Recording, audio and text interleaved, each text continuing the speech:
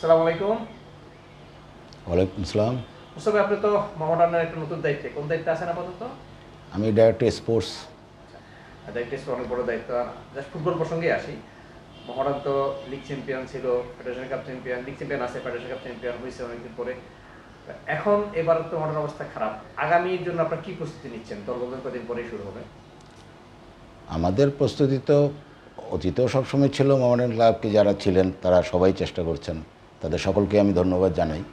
এবং দায়িত্ব যেহেতু আসছে আমার উপরে, সেই কারণে আমরা এইটা নিয়ে ইতিমধ্যে আলাপ আলোচনা শুরু করে দিয়েছি। আমাদের ম্যানেজমেন্ট যারা টেকনিক্যাল বা ইয়ারা আছেন, খেলোয়াড়রা, সাবেক খেলোয়াড়রা, কারণ আমরা তো মাত্র আসলে দায়িত্ব পেয়েছি, এখনও একটা বোর্ড মিটিং হয় নাই। কালকে একটা বোর্ড মিটিং হওয়ার কথা আছে।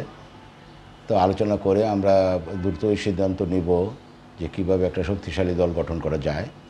এবং দীর্ঘদিন তো আমরা এই ক্লাবের বাইরেই ছিলাম, মানে এগুলোর সাথে সম্পৃক্ত ছিলাম না।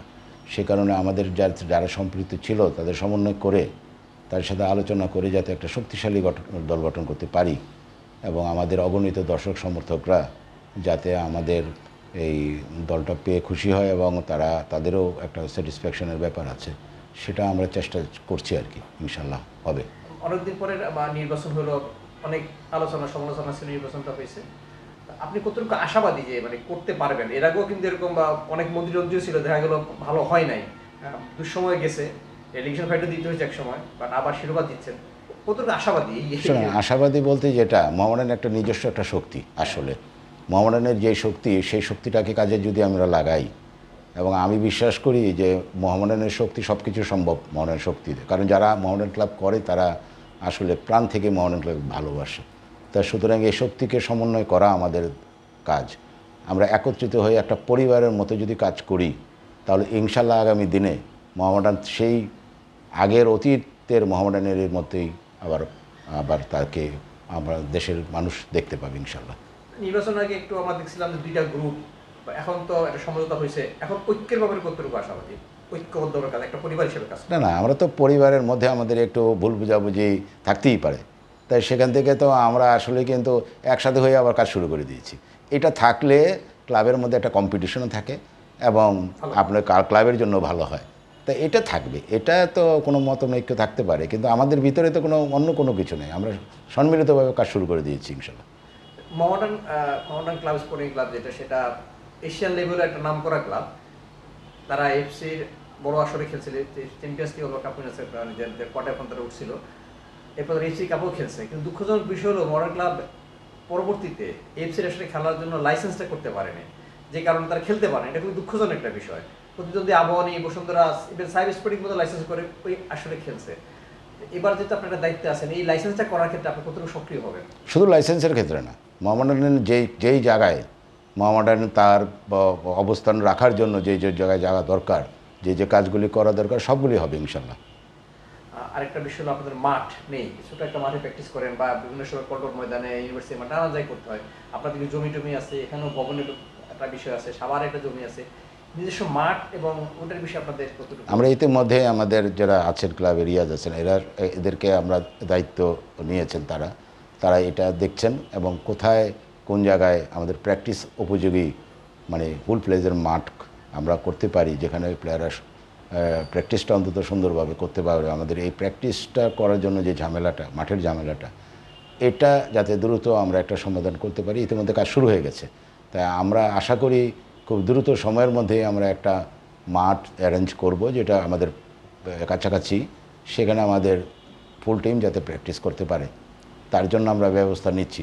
আসলে আমাদের সময় তো মাত্র 1-2 দিন হয়েছে, সব কিছুই আমাদের গুছিয়ে করতে হচ্ছে, এবং যেহেতু আমাদের অনেক কিছুই আসলে নলেজে ছিল না ক্লাবের বর্তমান কী অবস্থা, তাই সেটাকেও আমাদের আমলে নিয়ে কিন্তু কাজ করতে হচ্ছে, এবং অর্থনৈতিক বিষয়গুলিও শুরু হয়েছে। আমরা ইতিমধ্যেই ক্লাবের যে ডিউস পেমেন্টগুলি, সেই পেমেন্টগুলি আমরা শুরু করেছি। হ্যাঁ, যেটা আমরা ইতিমধ্যে আমাদের যারা লোকাল প্লেয়ার বা ফরেন প্লেয়ার পেমেন্ট পেত, সেটা আমরা কিন্তু শুরু করেছি দেওয়া। তাই সুতরাং আমাদের তো একটা বোর্ড মিটিং করতে হবে, সকল পরিচালকদের নিয়ে আলোচনা করে একটা সিদ্ধান্ত নিয়েই আমাদেরকে এগোতে হবে। সুতরাং সেটাও আমরা করছি, পাশাপাশি আমাদের কাজের ক্লাবের জন্য যেই কাজগুলি গুরুত্বপূর্ণ, যেগুলো এখনই করা দরকার, সেগুলিতে আমরা মনোনিবেশ করছি এখনই। পাশাপাশি আমাদের আরও কিছু শর্ট টার্ম কিছু প্রোগ্রাম সেটাও আমরা তৈরি করছি, পাশাপাশি লং টার্ম প্রোগ্রামগুলিও আমরা তৈরি করছি যাতে মোহামেডান ক্লাবকে এইভাবে আর কষ্ট করতে না হয়। একটা প্রসঙ্গে আসি, মোহামেডান মানে ফুটবল ক্রিকেট হকি সবখানেই সেরা, কিন্তু সাম্প্রতিক সময় আসলে অন্য ক্ষেত্রে মোহামেডান সাফল্য হিসেবে আসতেছে না, ক্রিকেট বলেন হকি বলেন। আপনার একটা তো ফুটবল কথা বললাম, ওগুলোর বিষয়ে কি ভাবতেছেন? ক্রিকেট ওগুলোর বিষয়ে আমাদের সাব কমিটিগুলি তো ক্রিকেটের বিষয়ে সাংঘাতিক স্ট্রং শক্তিশালী সাব কমিটি, হকিতেও আজ হয়েছে এবার, তারপর ফুটবলে তো আছেই। তা সুতরাং সেগুলিও তারা কিন্তু এই করবে। এখন ক্রিকেটের যে সময়টা তারা আমরা সাব কমিটিগুলি গঠন করবো এখন দ্রুত সাব কমিটির চেয়ারম্যান হয়েছে, সিলেক্ট করা হয়েছে। এখন সাব কমিটিগুলি গঠন করে তারপরে আমরা তাদের থেকে মতামত নিয়ে এবং তারা কি চিন্তা ভাবনা করে আমরা সেইভাবে বোর্ডে আলোচনা করে তারপরে আমরা সিদ্ধান্তগুলি নিব কী করা যায়, কতটুকু করা যায়। একটা বিষয়, মহিলা ফুটবল লিগ যখন চালু হয়েছিল মোহামেডান খেলছে, ভালোভাবেই খেলছে, কিন্তু পরবর্তী মহিলা ফুটবলে এত সাফল্য থাকা সত্ত্বেও ফারুক রিট বলুন, মোহামেডান কিন্তু মহিলা ফুটবল লিগ অংশ নিচ্ছে না। অথচ একটা দায়িত্ববোধ থাকে মোহামেডানে যে মহিলা ফুটবলে মোহামেডান আগে যে অবদান রাখছে, এখন মোহামেডান মহিলা লিগে সে দল গঠন করবে কিনা মহিলা ফুটবল লিগে, এটা আমরা বোর্ডে নিয়ে যাব। আমি যেহেতু আমার স্পোর্টসের ব্যাপার, আমি এটাকে প্লেস করব বোর্ডে। আমি আশা করি বোর্ড অবশ্যই এটাকে সম্মতি দিবে, কারণ মহিলা তো আমাদের ছিলই আগে, এবং আমরা সেই জায়গাটা যদি আবার ফিরে যেতে পারি এবং সেটাকে যদি আমরা পার্টিসিপেট করতে পারি, কি কারণে এটা আমাদের হয় নাই মহিলা দল, সেটা আমরা দেখে আমাদের যে মহিলা উইংসের আমাদের একজন পরিচালক আছেন, তিনি এটাকে ইনহেন্স করবে, যদিও আমার ভিতরেই, কিন্তু তারপরেও তার সাথে আলোচনা করে আমরা ওই জিনিসগুলি করব। মহিলাদের যেই ইভেন্ট খেলাগুলি বা যেগুলিতে আমরা আগে পার্টিসিপেট করতাম সেগুলি কিভাবে আবার করা যায় এবং কাকে নিয়ে করা যায়, ওই মতামতটা আমাদের একজন পরিচালক আছেন মহিলা, নীলুফার আপা, ওনার সাথে সমন্বয় করে আমরা করব। তবে এটা অবশ্যই বোর্ডের থেকে আলোচনা করেই আমাদের এই জায়গাটা এগোতে হবে।